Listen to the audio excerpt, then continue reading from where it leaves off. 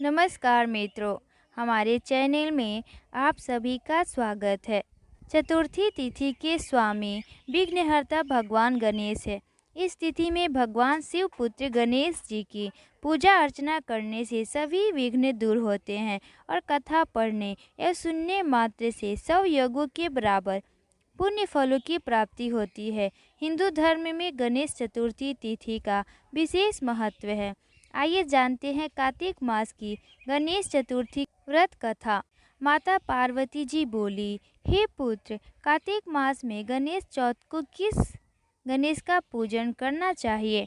बोले गिरजा नंदिनी, कार्तिक में विकट नाम गणेश का पूजन करना चाहिए। चंद्रोदय के समय अर्घ्य भोजन करना चाहिए। पूर्व समय में अगस्त्य मुनि नामक एक ऋषि थे। वे समुद्र के किनारे कठोर तप कर रहे थे। वहाँ से कुछ दूरी पर एक मादा पंछी अपने अंडों को सेर रही थी। उसी समय समुद्र का चढ़ाव आया और अंडों को बहा ले गया। पंछी बहुत दुखी हुआ और उसने प्रतिज्ञा की कि मैं समुद्र जल को समाप्त कर दूंगा और अपनी चोंच में समुद्र जल को फेंकने लगा। इस प्रकार करते करते काफ़ी समय व्यतीत हो गया, पर समुद्र का जल नहीं घटा। तो वह दुखी हो अगस्त्य मुनि की शरण में गया और उनसे समुद्र को सुखाने की प्रार्थना की। तब अगस्त्य मुनि को चिंता हुई कि मैं समुद्र को किस प्रकार पी सकूंगा। तब महामुनि ने गणेश जी का स्मरण किया और संकटा चतुर्थी के व्रत को किया। 3 मास के व्रत करने से गणेश जी प्रसन्न हुए। श्री गणेश जी के व्रत की कृपा से अगस्त्य मुनि सुखपूर्वक समुद्र को पी गए। इसी व्रत के प्रभाव से अर्जुन ने निर्गत कवचधारी शत्रुओं पर विजय प्राप्त की।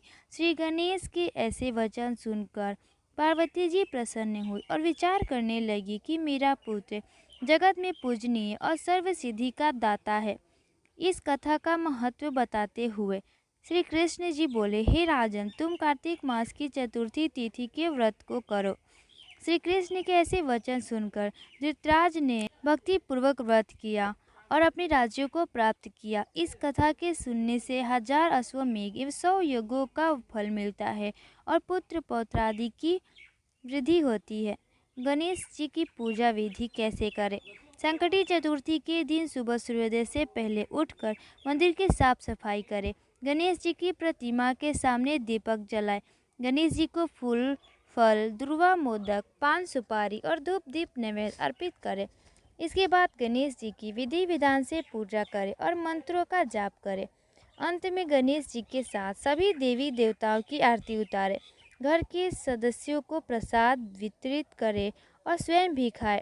इसके साथ ही सुख समृद्धि की कामना करते हुए पूजा समाप्त करें। धार्मिक मान्यता है कि भगवान गणेश के मंत्रों का जाप करने से जीवन के सभी संकट दूर होते हैं, घर में सुख समृद्धि आती है और सफलता में आ रही बाधाएं दूर होती है। इसीलिए गणेश जी की पूजा के दौरान उनके मंत्रों का जाप जरूर करें। दोस्तों, अगर आपको इसी प्रकार की अधिक जानकारी चाहिए तो हमारे चैनल से जुड़े रहें और चैनल को सब्सक्राइब करना ना भूलें। धन्यवाद।